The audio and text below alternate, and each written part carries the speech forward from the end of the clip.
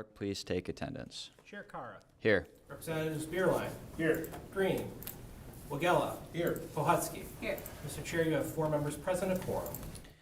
Representative Beerline moves to approve the minutes of the March 19th meeting. Hearing no objection, they are approved.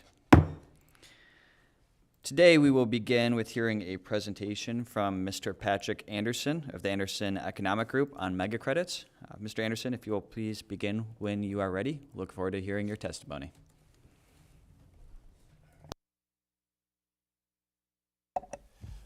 Thank you, Mr. Chairman. Nice to be back at the Michigan Legislature. I want to note that I realized that it was 40 years ago this year, the first time I testified at the Michigan Legislative Committee, and that was in Detroit, and I was scared. I'm less scared today, but I do have more experience to share with you at this time, and I'm going to go over the outline here that I have today. This is an important question. We are taking the people's money. You, the legislature, are the purse, the person that governs the purse, and you ought to be asking good questions about not only taxes, but tax incentives, and that's what I'm here to help you do. Effective tax incentive programs are particularly important when a state is facing economic challenges, when it's in decline, when state budgets are strained, when your business climate is uncompetitive. When everything's going your way, you actually don't need incentives that much, but when things aren't going your way, you need to be very careful, and that's what we're going to talk about today. I've attached what I consider to be the best analysis of tax incentive programs that's been done recently. It was done 15 years ago. Effectiveness of Michigan's business tax incentives by the Anderson Economic Group team. I want to go over this. The purpose of this was to evaluate whether or not there was a true indication of effectiveness. We had cataloged 36 different programs in a previous report. There wasn't even a list of them. We cataloged them, then we picked 8 of the most prominent and evaluated them. And our standard evaluation was to compare with an alternative policy with an identical or lower overall tax rate for the entire tax base eligible for the abatement. And then we looked at each of these 8 programs in some detail and came up with an assessment of which ones worked and which ones did not. Let me go to the conclusions here on this because I think it's important there. The conclusions still are very important. First, wide variation in the effectiveness of the programs. We found some that were completely effective, meaning that it was better than actually a slight reduction in the tax rate overall. 2 of those, or one of these PA 198, still very important. Basically, we would have great difficulty having industrial activity in Michigan without a PA 198. And then we identified ineffective programs. Leading the list there, PA 24, the Michigan Economic Growth Authority Act of 1995. Now, even when we wrote this report, we had identified changes in the law that occurred in the late 2000s. There's been subsequent changes. Everything I'm talking about now is about the original MEGA, the Renaissance Zone Act, and what I now call the notorious film incentive, because it is a poster child for untrammeled waste of taxpayer money, as we documented at that time. We also found some that had relatively little effect or mixed effects, sometimes worked, sometimes didn't. Those are listed there. One of the other conclusions, effective programs affect cost disadvantages and support the creation of long-lasting business activity.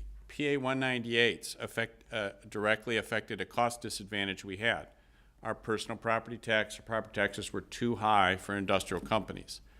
PA 198s allowed for those communities that approved them a way to address that. That was effective. Probably the film credit underlines the other side of this. If you're not building long-lasting economic activity in the state, you should not be spending tax incentive money on it. You can look around today and see almost no indication that we spent so much money on the film credit, because the money would come in, it would get spent. Sometimes it wasn't even spent in the state, and it was gone. We'd have a movie. I actually went to the showing of a movie, A Wizard of Oz, that was largely filmed in Michigan, met some of the actors. That was great, and it's all gone. So this is another indication. You want to have something that builds long-lasting activity. It is possible to replace some of the larger tax incentive programs with alternative policies, and in fact, we have done it. We were not stuck. We could make changes, and this subcommittee's work is helping on that. Some of the programs need to be trimmed to make them closer to their original purpose. And the last conclusion here, you can't build your economy on just incentive programs. You have to have an economy and a reason for people to live and work here. And then incentive programs help you with that, but they don't replace that. I want to talk about some of the lessons for today. First, there's significant difference between 2010 and 2025. In 2010, we were finishing what I called the lost decade. It was a terrible decade for Michigan. We started the decade with a AAA bond rating, $1 billion in the bank, and a lower unemployment rate than the country as a whole. We ended the decade with GM bankrupt, Chrysler bankrupt, Detroit bankrupt. We couldn't even close our books at the end of September like we're supposed to for the fiscal year. And our bond rating had dropped and people were looking at us as dissolute. In 2025, we're in better shape. Detroit is a much resurgent city. Chrysler's now actually part of a different company, but GM is back, profitable, smaller, and Michigan's in many respects in a better state. Also, there's significant improvements in state economic development programs. Anderson Economic Group has experience in multiple states, Kentucky, Tennessee, Michigan, New Jersey, Illinois, and others, looking at tax incentives, looking at investment projects, often looking at investment projects where there's no government money involved at all, and using private sector evaluation to see what works and what does not. A lot of states, including Michigan, have improved their programs since what we looked at in 2010. And finally, we should be asking the right questions. As this subcommittee is looking at, where we have improvements to the program, let's acknowledge it. Asking the right questions and putting the right restrictions and requirements sometimes means that you go out and you do an incentive program, and then when you get started, you cut back on how much money. I would consider that a success, not a failure. I will say in business, in my business and other businesses that we consult with, sometimes people start investment plans and then learn they don't work, or they're not going the way they are. Certainly, all of us who've looked at electric vehicle investments, our company's done a lot of work in that area, and we've been warning for years that the demand wasn't there for what the prospects were, and now you see manufacturers cutting back dramatically. It's not bad that they started on electric vehicles. It's entirely reasonable for them to start. Sometimes they need to adjust. Your economic development incentive programs need to adjust too. And then finally, let's not repeat the mistakes of the past. I saw recently there was another idea about bringing back the film credit. I said, I'm just going to trot this out. I will tell you that we spent, we went and looked. We were so serious about this, we actually went on set. We talked with that. We went and talked with the companies. They were spending money on flying caterers from California because California sushi tastes so much better that the taxpayers should have paid half for it. So I guess that's what we were doing with the film credit. We don't want to repeat that. I know nobody here is urging that, but there are examples of just outrageous wastes of money that we don't want to go back to. So, Mr. Chairman, that's the end of my prepared remarks. Happy to be with you and answer your questions. Thank you for your testimony, Mr. Anderson. It looks like we do have a question from Minority Vice Chair Dylan Wagella. Hi, thanks for being here.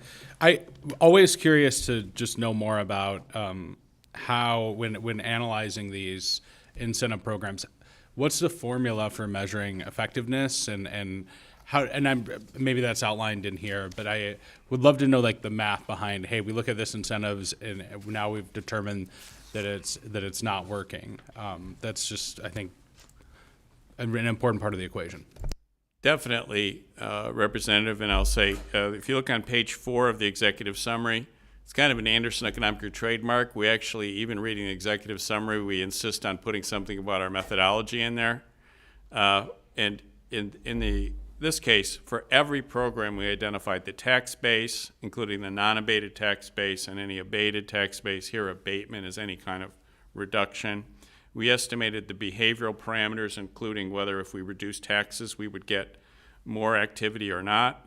the direct effectiveness of the incentive, which you've seen some of the Anderson Economic Group work on, for example, the economic impact of even the NFL draft, where we had estimated that, and 3 months later, the more exhaustive analysis with the people who did it came up with a number that was basically identical to ours.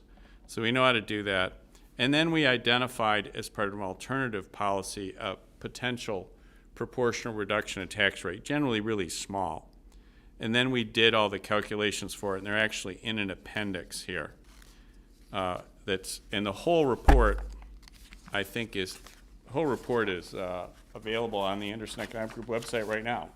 So you can see actually the whole report. I think this is a model methodology, and it's interesting to note here. This was at this point essentially a bipartisan consensus that we needed to look at that. I was very pleased to have the National Education Association, the Michigan Education Association sponsor this. We had the Michigan Manufacturers Association also involved in a prior report on the same thing. We realized in 2010 we needed to take a real solid look at it, and I'm glad that we did. And I appreciate your question 15 years later, Representative. Looks like we have a question from Representative Bierlein. Thank you, Mr. Chair. I guess I'm trying to think of the best way to shape it. So we recognize that during the lost decade, we need to do something to help industry, help bring business here. Do you feel like at this point that's still necessary? Does it need to be reshaped? Just kind of curious your thoughts. I will say that I feel there's more of a consensus today that we ought to have some state economic development incentive program. That's been debated back and forth. I've been part of that debate. I've pointed out that government has a terrible track record of picking winners and losers. I mentioned the electric vehicle aspect. I drove here an electric vehicle, by the way. I've had one for almost 5 years now. Our company's doing work in the auto industry all the time, and we'd identified 3 years ago, 4 years ago, 2 years ago, that there'd be more EVs, but not 50%, not 60%, not 40% of the market.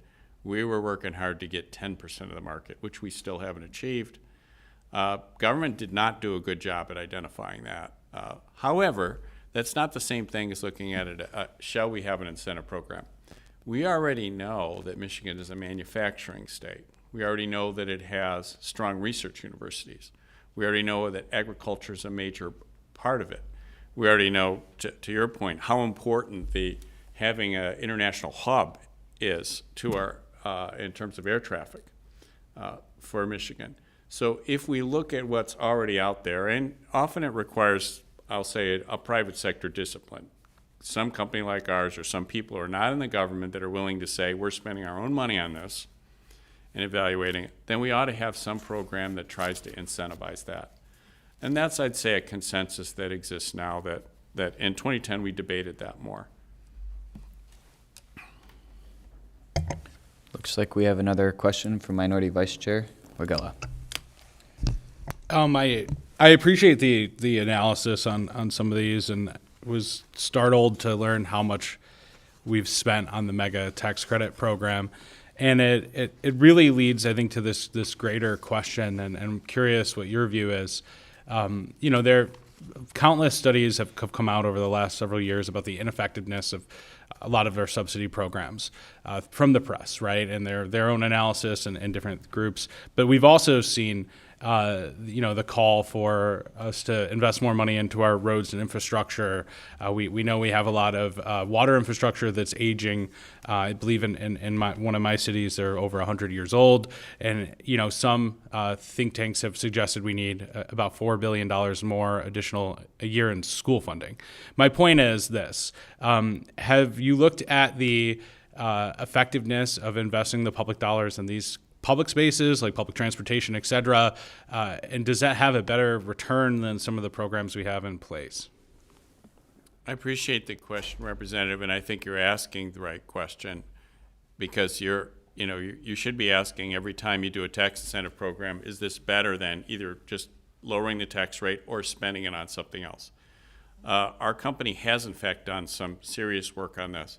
It's actually our company that came up with it. We are underfunding our roads. I remember having a press conference, Rich Studley and I, sitting there saying we should raise our taxes, our road taxes, and the glee on the reporter's face was palpable to see the two of us sit there and go, we gotta do something about our roads. Now, that was some time ago. I don't think we've effectively addressed that during that time period.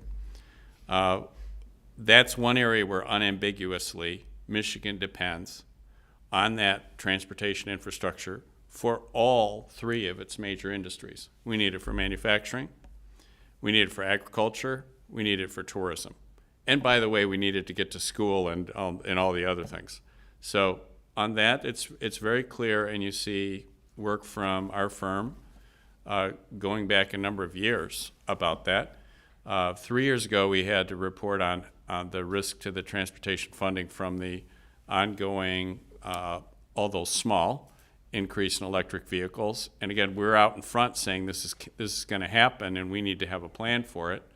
I think there's some recognition now, but it's kind of grudging, like, yeah, I guess we do have a problem. It's just smaller than we maybe planned.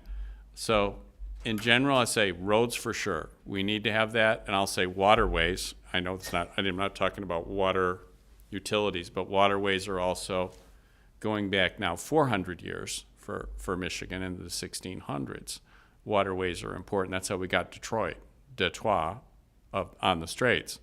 And so that's also important to us. And then finally, of course, utilities are important, and utilities are not part of what we had here, and often locally funded or funded by ratepayers, but those are also important. Looks like we have another question from Representative Bierlein. Thank you. Just as we're sitting here, and the more we talk, the more we think of different things. As we talk about incentive programs, I think there's always this discussion that we have between, do we want to go out and hunt for businesses and kind of throw money at them to get them to come here, or do we want to have this like gardening method where we have good infrastructure, we have good tax rates, we have good regulation? Yeah. It seems to be that it's probably some combination of both is what's working the best. And we recognize like the states around us are all using incentive programs. Is there a state, in your opinion, that seems to be doing this the best? And why? All right. Tough question, Erica. Some of these states are our clients from time to time, but I'm not going to say I've got a catalog of all 50. But if you look back, I think Kentucky and Tennessee have done a pretty good job and a nice. Now, they're both our clients from time to time, and I can't remember exactly what we're doing for each one of them right now. But if you go back to just, I think it was 3 years ago when we lost a big investment to Kentucky and Tennessee, and you'll see some comments from me in the news saying, hey, we lost that, don't blame Ford. All right, Ford's been, here, part of the arsenal of democracy. It is not their fault that they went to a state that had better roads and had other things that they were just doing better than us. We actually had better infrastructure in many respects related to the auto industry than they did, but they did a good job. And they had a lot of their other things going back towards you might call gardening, but just getting the roads done, getting the other things. Now, whether the electric vehicle portion of that is working out, that's a different question. It's obviously the demand for electric vehicles is nowhere near where even Ford and GM thought it was, let alone what was in EPA projections or regulation or in California. But we are going to have Ford Motor Company. We're going to be building cars and trucks. We are going to have plants. So I think they've done a reasonably good job. The states, and I'll say provinces, that have gone after let me say shiny objects like film credits, those ones are almost always losers. What happened after Michigan ended its film credit is we had a whole bunch of folks go to some other states and provinces. British Columbia, for example. Yeah, they got a lot of films in British Columbia. Why? Because people like British Columbia? No, because they were more generous. There was another state, too, that outbid us basically on this. But it's not a sustainable practice. So it's not a full catalog, Representative, but that's an indication of states that are doing better. And I think Michigan, by the way, is doing better now. I think we've, especially over the last 2 years, I think we've tightened up some things. And the fact that you and the legislature are asking these questions is, I think, one of the reasons why. Thank you, Mr. Anderson. I have a few questions for you. I believe in free markets and that being the best regulator of the economy. And just want to ask you first, is it true to say that the United States has the reserve currency of the world? I am very happy we have the reserve currency of the world. I can tell you as someone that spends time outside the United States, in a lot of countries there's nothing better than a dollar. I've paid taxis in other countries where I ran out of the local currency and was kind of worried about my situation at the time, and the dollars are really good. That's just anecdotes, but you find a huge amount of the American dollars that are in circulation are actually overseas and used as a currency. And that by and large means we bought stuff that we wanted and they just kept the dollars over there. So it's a huge benefit there in terms of getting there. And now it just means that American trade, American commerce, American influence is everywhere. So the dollar is seen as stronger because of that, is that correct? Well, the United States is stronger because of that, because it is the reserve currency. If it wasn't strong, it would never be the reserve currency. And the United States has run trade deficits since the early 1970s for over 50 years, meaning that we've been privileged to consume more than we've produced for over half of a century. That's a benefit to consumers in our nation, I'd clearly say. But the question is, China, on the other hand, they've run trade surpluses for over 30 years. Their currency is artificially weak. And so we've had this dynamic that's been set up. I would say that with us having the reserve currency, that benefits consumers more so than producers in our country. Is that a fair assessment? I think the United States being the reserve currency, the United States dollar being the reserve currency, benefits everyone in the United States, producers and consumers. And, not only at the end of the day, but at the beginning of the day, producers are consumers. I mean, we're going to work at companies, and then we go home and spend our paychecks. We wouldn't have the paycheck if the producer didn't stay in business. So, our producers are competing with cheaper, lower wages from other countries, and that creates a dynamic within the marketplace that could impact it if our currency is artificially strong. Is that correct? yeah, that's correct if it was artificially strong. Which we get to enjoy because we do have the reserve currency of the world. So I guess just my thought would be less regulations, a business-friendly environment, lower taxes across the board for everybody, and a stable economy of that sort is something that, from what I've heard from talking with people around Lansing, is something that going beyond these certificated credits like these mega credits or other types of handouts are things that these big corporations, and I believe all of our businesses in Michigan, would really appreciate seeing. Does that make sense that there are other ways to attract businesses to Michigan other than simply giving these handouts? Mr. Chairman, if I go back to our 2010 report, you know, the last conclusion we had there was incentive programs cannot be the cornerstone. You need to have a good economy. And I just gave you a perfect example, and you can go back and see me defending Ford at that time in the newspaper against some attacks that were made against them that I think were quite unfair. As much as I would have liked them to have chosen Michigan over Kentucky and Tennessee, they made a good business decision at that time. Those states had better budgets, they had better roads, they had their act together more than us, and they made a better presentation to Ford, and I actually think incentives were on the low end of their of what was important in their decision. So not only is this a lesson that we found in 2010, it's one that's been illustrated recently. Okay. Thank you. I don't see any. Well, we do have one more question from Minority Vice Chair Wagella.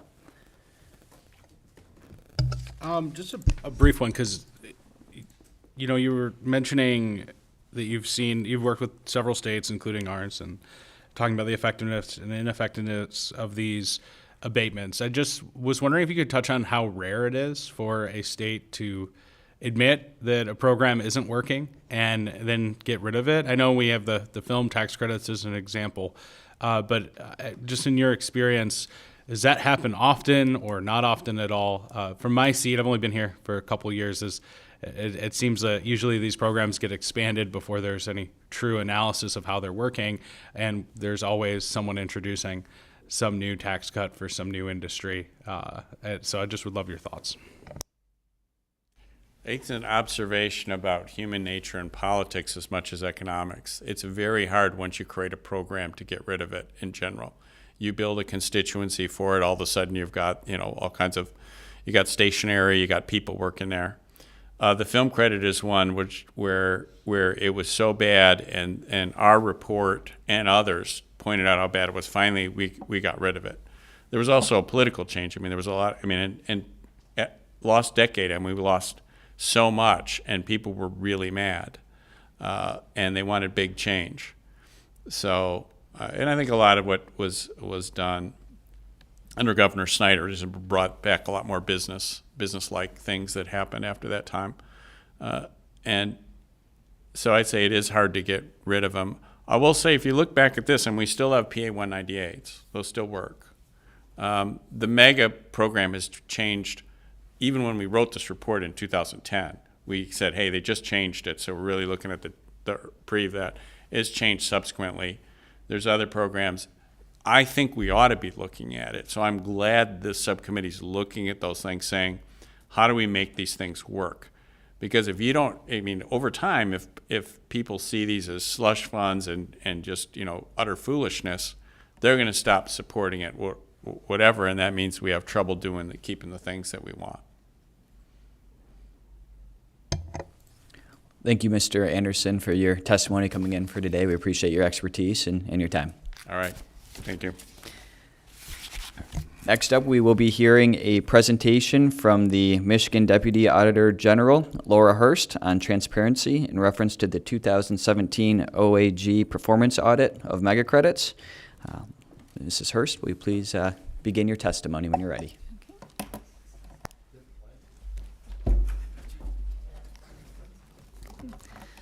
Good morning, and thank you, Mr. Chair and committee members. I will provide an overview of the one observation and one finding from our Michigan Economic Growth Authority, or Mega Tax Credit Performance Audit. This audit report was released in September of 2017, so my comments today will be limited to activities at that time, because we have not done another follow-up or another performance audit of this program since then. If you look on page 12, you'll see our finding related to the improving annual reporting. We noted in fiscal years 2014 and 2015, MSF's reporting did not include prior year tax credit information as required by law. MSF agreed with the finding and indicated it had implemented processes to ensure compliance going forward.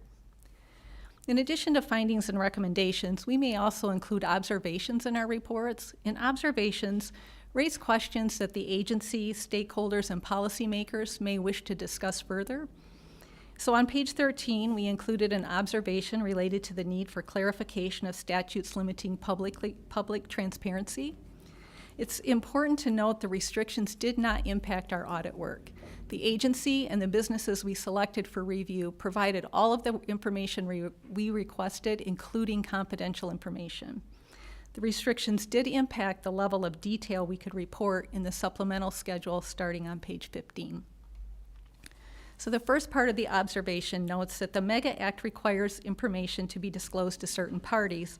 However, the Revenue Act prohibits disclosure of tax credit information to others outside the legislature.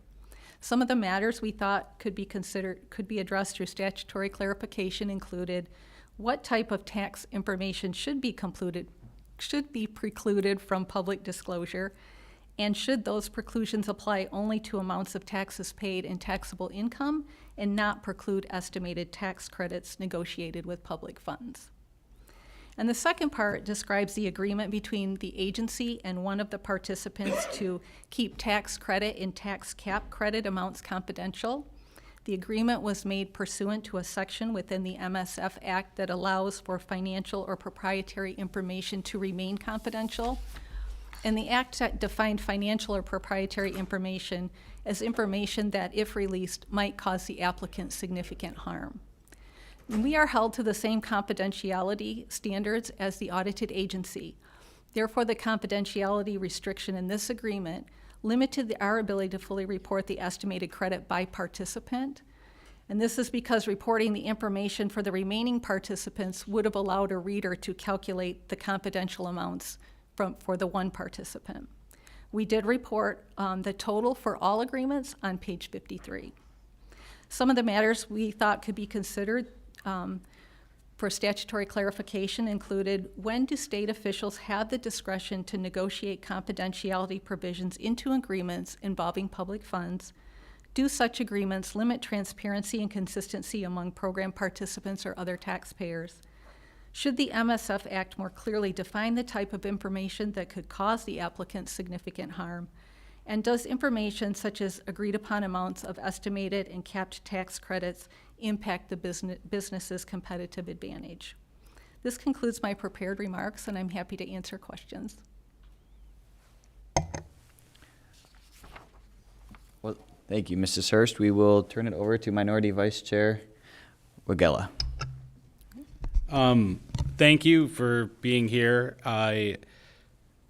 Looking at this and looking at the observation number one, in terms of the estimated total value of the tax credit and the tax credit cap, that being confidential, does that essentially, can you tell me more about what exactly that means, so that people listening and myself can have a better understanding of what are we keeping confidential from the public? Sure.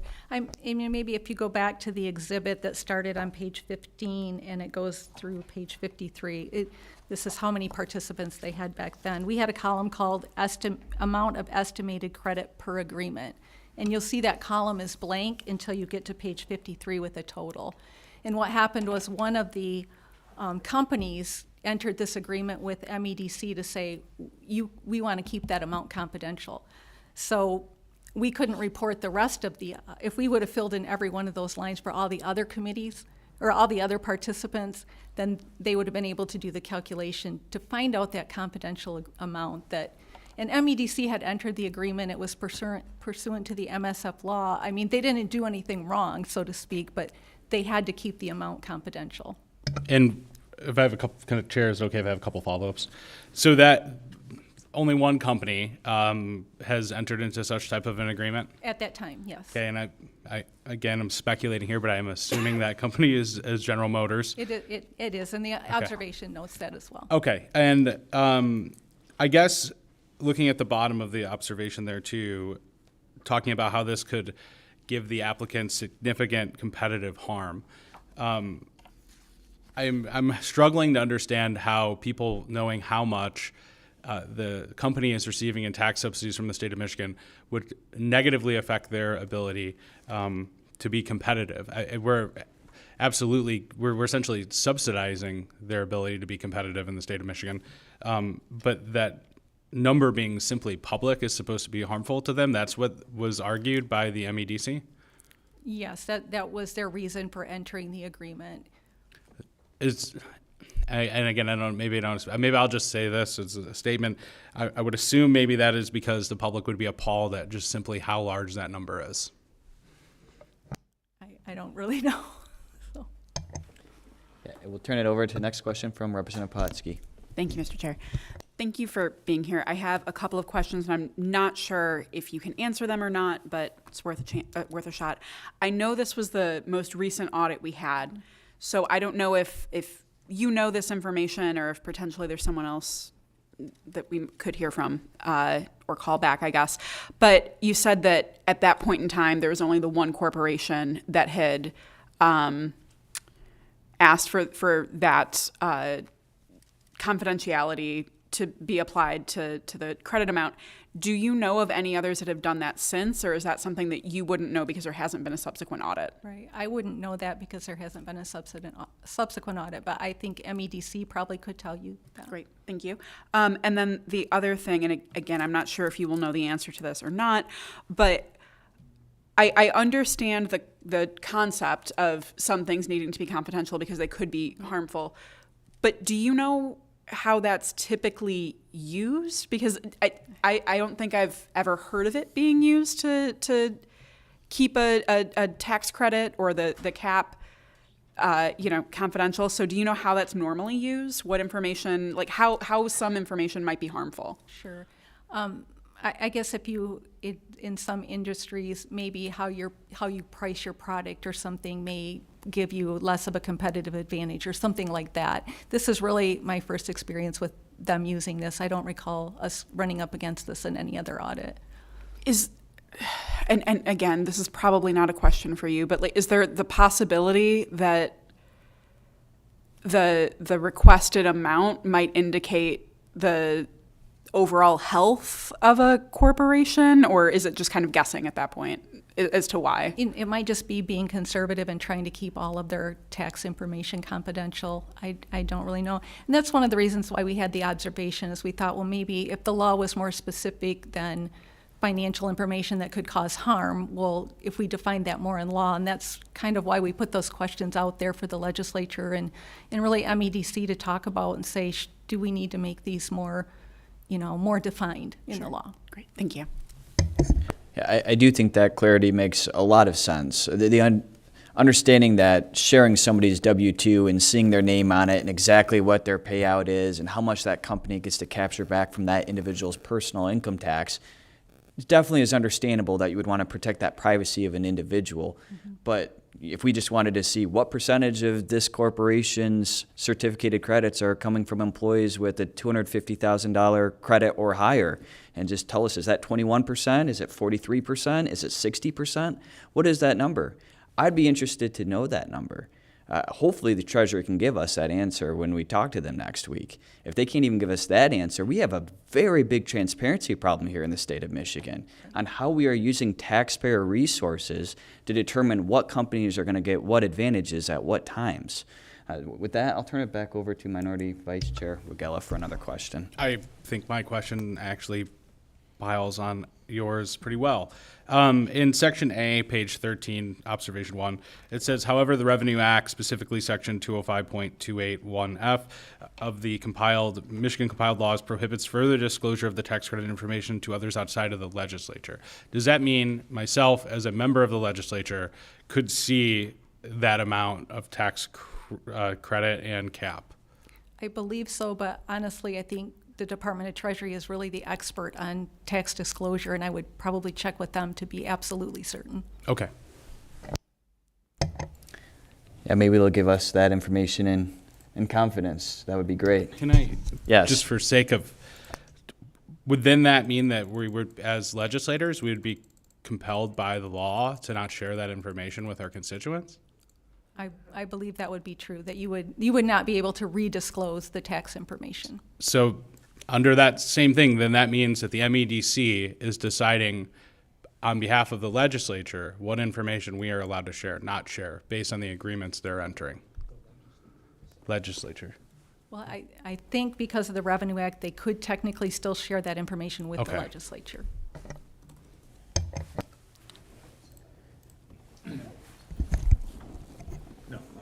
Okay. All right. Well, I don't think we have any other questions. Thank you for coming in Great. and sharing this information with us. We appreciate your time as always. All right, thank you very much. All right. Next up, we have a presentation from Charlie Cavell and Charlie Kemp of Fund My Future. If you two will come up when you're ready, we look forward to hearing your testimony on mega credits.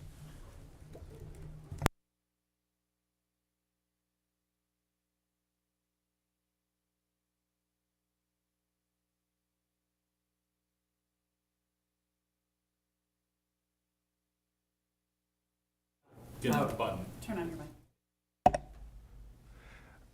Do you want me to talk about allergies again or just get to it? My name's Charlie Cavell. We thought it'd be fun to have our research director, Charlie Kemp, come because when you have questions for us, you can just ask both of us. Be more efficient that way.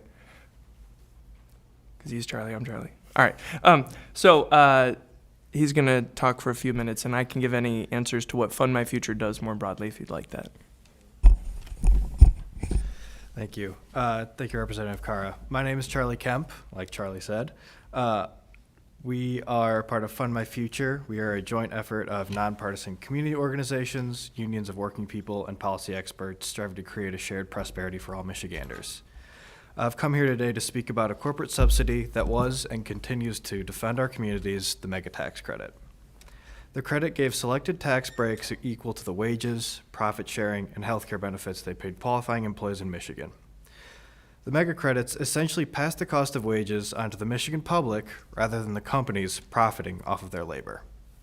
The companies were able to keep the profits of their growing productivity and never pay their own workers a dime. This tax credit, like many subsidies offered to promote economic growth in the state, was an abject failure. Nearly every aspect of the mega credits resulted in nothing but corporate handouts costing Michiganders billions of dollars. If nothing is done, the credits will continue to cost us $2 billion through the end of the decade. The need to pay out massive tax cuts seemingly at random has required cuts in everything from education budgets to state police funding. For example, in 2015, Michigan legislature had to cut an unexpected $325 million from the budget due to unforeseen credits being redeemed. Alternatively, in 2019, the state collected $1.3 billion in corporate tax revenue and had to pay out $511 million in mega tax refunds, nearly a decade after the credits stopped being awarded.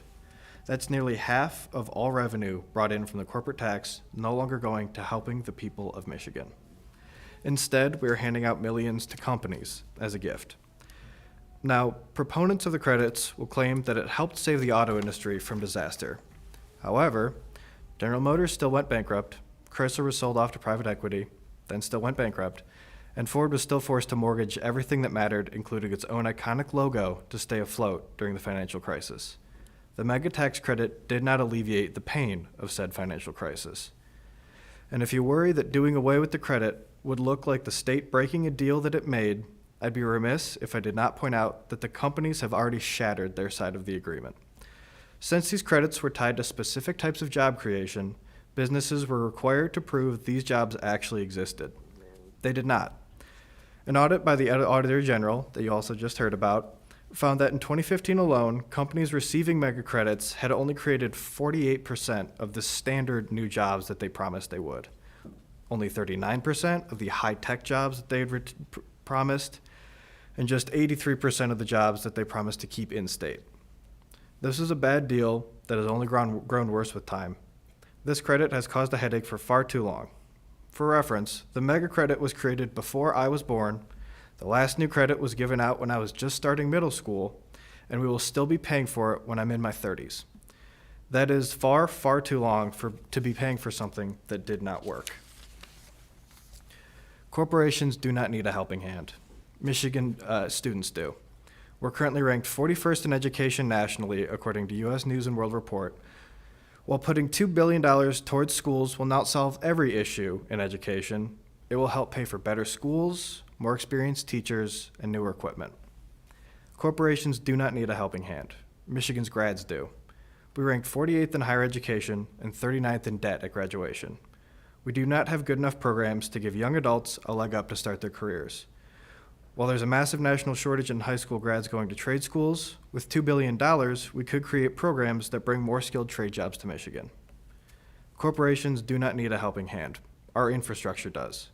If we really want to, quote unquote, fix the damn roads, $2 billion could go towards that goal rather than corporate handouts. Let's use these billions of dollars to pay for better schools, better roads, and a better future for Michigan. Thank you. It's the first time I heard that. That was pretty good. Well, thank you, Charlie and Charlie. Appreciate your guys' testimony. My first question is for Mr. Cavell. Do you think that these corporate handouts that we are giving to these big corporations are something that people across the political spectrum, the voters, the people from our communities, do you think this is something that resonates broadly with society, that we should not be doing this? Short answer, yes. And to expand on that, I think most people in Michigan, when they look at their taxes go to the state, they want them to go towards things that make their quality of life better.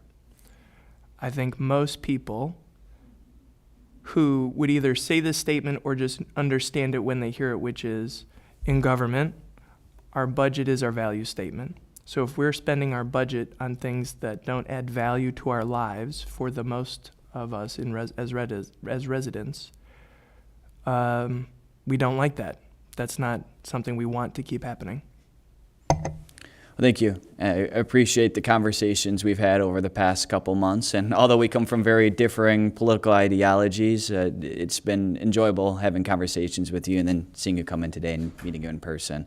You too. Yeah. So thank you for being here. Yeah. And I guess for Mr. Kemp, my question for you would be, do you think that having a level playing field of taxes, whether higher or lower, is something that type of consistency and would be, not advocating higher or lower, but would it make sense just to not do these at all and just say, hey, this is what the tax rate is in Michigan and this is how we're going to run our state? Would that make more sense for us to do? By what you mean doing away with all corporate subsidies? And then just having a level tax rate and everybody knowing this is what the deal is in Michigan. Level tax rate is a loaded question. I think stopping corporations from getting tax cuts, just in general, is proven to be better for economic growth. It's proven to lessen inequality. I think just giving a flat tax rate to everyone does not create the future that us at Fund My Future would like. However, giving tax cuts to anybody who asks also does not help anybody. Okay, thank you. First question is from Minority Vice Chair Wagella. Yeah, thank you for the work that you do on a daily basis and for being here.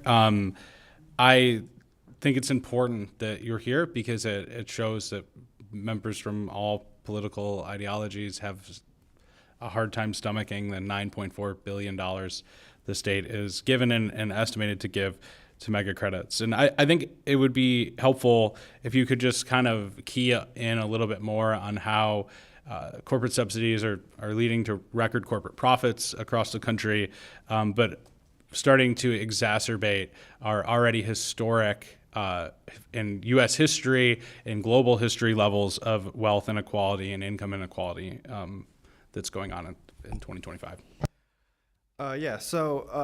There's been multiple academic studies about how corporate subsidies have actually exacerbated what you just said, this income inequality. So, for instance, studies found that higher state spending on corporate subsidies, think of it as a reverse Robin Hood, where we're taking taxes from everybody, and the people that get these subsidies are not everybody. It's the top 10%, which is what studies have shown. So we're taking money from the poorest of Michiganders, middle-class Michiganders, regular working people. We're taking their taxes and giving them to the executives at General Motors. That's not what taxes should do. Taxes should be to help all, not help some. All right, next question from Representative Bierlein. Thank you, Mr. Chair. You stated that these don't work. Every state is using them. So why is everybody continuing to use them if they're not bringing jobs or retaining jobs? I'm just curious. They're using them because it's sexy politics. If you promise to give money to these corporations such as Amazon, General Motors, things like that, that creates a good headline. It creates a good incentive to the businesses to come in and work in their state. However, just because you bring in a job to a state doesn't mean that that job is going to result in better outcomes for the people that live in that state. Very often, these corporations, if we give them all this money, it looks great. We're a business-friendly environment. We can help the jobs come back to our state. That money doesn't then get dispersed in the community. It is given to corporate subsidies to create stock buybacks to enhance their wealth. It doesn't actually come back to the community, but every state thinks, and every politician in every state knows that it looks really good to say that we're business friendly. So come work with us. Also, if I could, as Charlie said, your premise of if they keep creating the jobs, they don't. So that's one thing to make note of. And then the second thing is to what Charlie was also lifting up. You're starting to see pushback on that, right? So that it's not exactly on mega tax credits, but the governor of Illinois is pushing back on the subsidy that the Chicago Bears asked for to build a $2 billion stadium. So that you're starting to see that culture shift. And like Mr. Anderson said before, some of it is you just have a constituency base. You know, I mean, would you stop asking for money if people kept giving it to you when you asked? I think we have another question. I Hey, guess just I'll kind just, of a I'll just, follow-up. sure, go ahead. So like with the mega, and maybe correct me if I'm misunderstanding, but like with mega, and this is not an advocacy for or against, it's just trying to understand. The credit, they applied for a credit based on this much capital investment, and then we're gonna create or retain X number of jobs. But then the amount that they actually receive is only based on how many jobs actually get created or retained. It's not, we're going to create 1,000, you're going to give us the tax revenue for the 1,000 up front. It's, we only got to 500, and so we're only getting the returned income tax revenue from the 500. So like even if they don't create all the jobs they promised to, the revenue that the tax credit they're receiving back is only based on the number of jobs created or retained. Is that accurate? I just want to make sure I'm understanding correctly. Do you want me to? Yeah, exactly. But the headline and the groundbreaking with all us politicians, their community members says 1,000 jobs created. And then you do the paperwork and it's 500. And so that community says, well, I thought I was going to get that job and I thought my schools were going to get better and my roads were going to get fixed. But all that infrastructure and all this nice stuff that was supposed to happen isn't as good as I thought it was. That's all I was saying. Yeah.